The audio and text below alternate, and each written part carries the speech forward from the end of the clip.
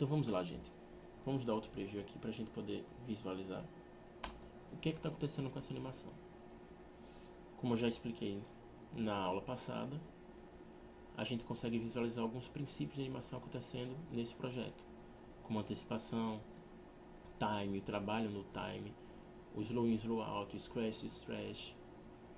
Então, agora que a gente já aprendeu uma base bem básica sobre esses princípios, vamos esconder aqui essa layer e vamos abrir essa layer de baixo, para a gente visualizar a animação acontecendo sem utilização desses princípios. Vejam que ela tá legal porque eu trabalhei apenas um desses princípios, que foi o time. Você percebe que ela tem um movimento de aceleração e desaceleração em diferentes pontos. Só que ela não está tão viva como a primeira, porque na primeira eu utilizei outros princípios, antecipação, squash, stretch. Então vejam que a diferença é notável. A animação ela fica muito mais orgânica quando a gente trabalha esses outros princípios.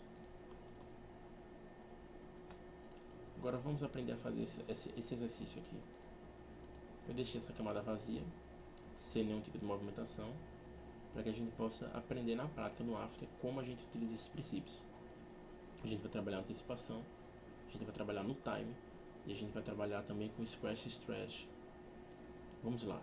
O primeiro passo, pessoal, aqui é delimitar a quantidade de tempo que eu quero que essa animação dure, que eu já marquei aqui por essa área de preview. Ela vai ter 1 segundo e 18 frames.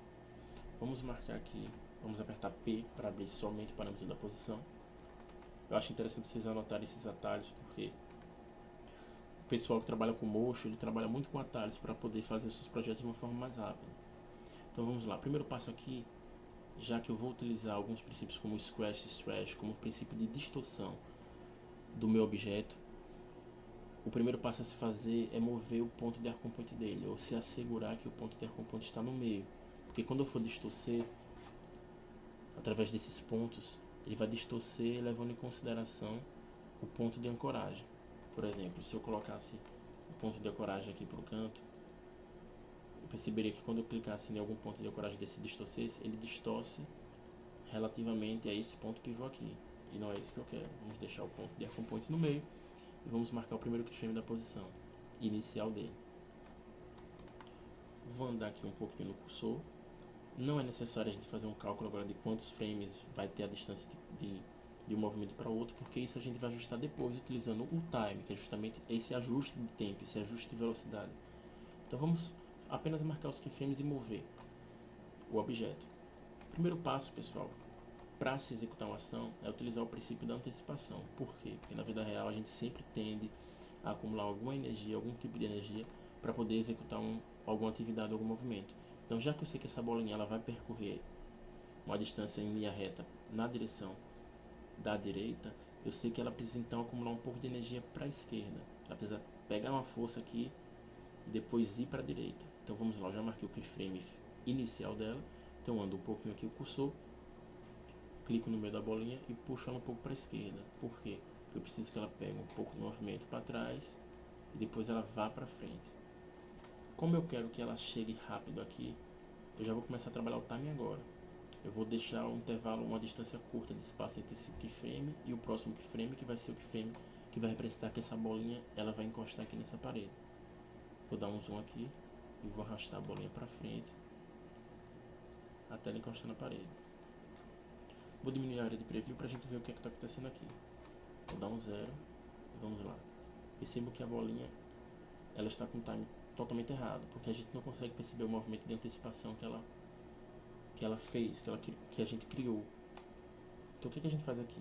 Das duas uma, ou começa a afastar esses keyframes segurando e arrastando para a direita, ou a gente seleciona todos, segura a tecla Alt e puxa para a direita, que ele começa a afastar esses keyframes proporcionalmente, preservando a distância relativa entre eles. Vamos dar um 0 aqui no preview e vamos ver o que está acontecendo. O movimento de antecipação está legal, mas agora eu vou ter que trabalhar individualmente nos keyframes. Eu preciso que ele demore mais um pouco pegando energia, então eu vou puxar ele um pouco mais para frente. Eu já percebo que ele demorou mais, só que eu quero que ele chegue mais rápido na parede para simular que ele pegou muita velocidade com esse acúmulo de energia criado com o princípio da antecipação. Então, como é que eu faço isso? Eu trago mais para perto esse keyframe que representa essa bolinha quando está encostada nessa parede, para que esse movimento seja mais rápido. Agora tá legal. Ele pega uma força, vai para a direita. Agora vamos criar outro movimento. Percebo que é bastante simples, pessoal, trabalhar com os princípios de animação quando a gente entende para que eles servem, por que eles são importantes, e quando a gente também entende qual parâmetro de animação utilizar para poder fazer esses movimentos. Nesse caso, por enquanto, só estou utilizando a posição, e através da própria posição eu trabalho no time da animação, que já é um princípio que a gente utilizou. Fazendo um resumo rápido, a gente utilizou a antecipação, a gente utilizou o time nesse projeto de animação aqui agora. Vamos criar um outro keyframe aqui para poder puxar essa bolinha. Opa, eu cliquei no ponto de ancoragem, então eu automaticamente distorço ela. Vou clicar no meio dela e vou puxar ela para um outro ponto, encostando na parede. Depois eu vou puxar ela para outro ponto e vou jogar ela para baixo. Vamos dar um zero e vamos ver como é que está acontecendo essa animação. A velocidade eu acho que está muito legal. Às vezes acontece a gente acertar de primeiro o time da animação, mas perceba que a bola está flutuando aqui. Por quê? Porque a gente vai trabalhar agora um princípio da animação que eu não tinha falado antes, que são os arcos, que não é nada mais nada menos do que a curva feita pelo movimento, que nesse caso é interessante utilizar a curva para poder fazer um movimento mais orgânico, mas nem sempre ela vai ser utilizada, como nesse caso a lógica é que ela vem em linha reta, então pela trajetória a gente percebe que ela está fazendo uma curva e não é esse princípio que a gente quer utilizar agora. Então como é que eu faço isso? Eu clico nos pontos que representam os keyframes. Vocês percebem que quando eu clico nele, o keyframe referente a ele é aceso, e eu percebo que ele me gera dois pontos que quando eu clico em um deles e puxo, eu consigo movimentar o meu path na trajetória, fazendo a curva ou fazendo uma linha reta da forma que eu quiser. A linha já está reta aqui, e o que é que está acontecendo aqui? Deixa eu passar o cursor. Ele bate na parede e ela faz essa pequena curva, que é interessante nesse caso. Por quê? Porque é como se a bola batesse na parede, girasse um pouco e fosse para outra parede. Ela bate na outra, gira um pouco e desce. Então a gente já trabalhou a nossa curva, que é outro princípio da animação, e a gente já trabalhou o time e antecipação. Vamos dar um preview. Percebo que a nossa animação está legal, só que ela precisa de mais vida, bem mais vida. Para isso a gente utiliza um princípio muito utilizado, que é o princípio de distorção, stretch, squash, stretch. Esse princípio é muito utilizado e ele geralmente é complicadinho de ser feito, porque a gente trabalha com a distorção dele. Mas vamos aprender aqui que quando a gente pré-projeta a nossa animação, ela se torna bem mais fácil. Lembra que eu falei que inicialmente era interessante a gente mudar o ponto de arco point e o ponto pivô do nosso elemento para o meio? Então eu projetei isso anteriormente para me evitar problemas agora. Vamos trabalhar com a escala para poder distorcer esse objeto e também com a posição. Vamos lá, o que a gente vai fazer aqui? Vou ensinar um atalho para vocês bem legal, que é o seguinte: se eu apertar S, a gente vai para a escala; se eu apertar P, a gente vai para a posição. T, opacidade; R, rotação. Mas se eu quiser abrir dois parâmetros para poder animar, sem precisar vir aqui pelo transform e deixar todos eles abertos, o que é que eu faço? Eu vou apertar P, porque eu já sei que minha posição está animada e eu quero visualizar esses keyframes. Eu vou segurar Shift e eu vou apertar S. Quando eu seguro Shift e aperto a tecla de atalho referente a outro parâmetro, ele permanece com o outro parâmetro ativo e abre o outro parâmetro, só para a gente poder visualizar os que a gente quer animar, que nesse caso são esses dois.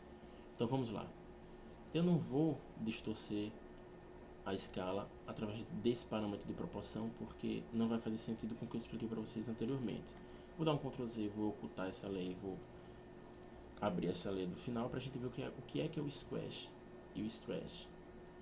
Veja esse movimento aqui, ele está distorcendo, ele começa com o formato normal da bolinha, depois ele distorce, depois ele amassa.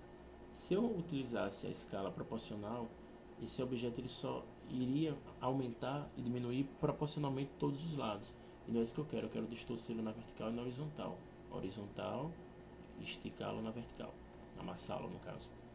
Então para isso, vou ocultá-la e vou habilitar aqui nossa lei do exercício.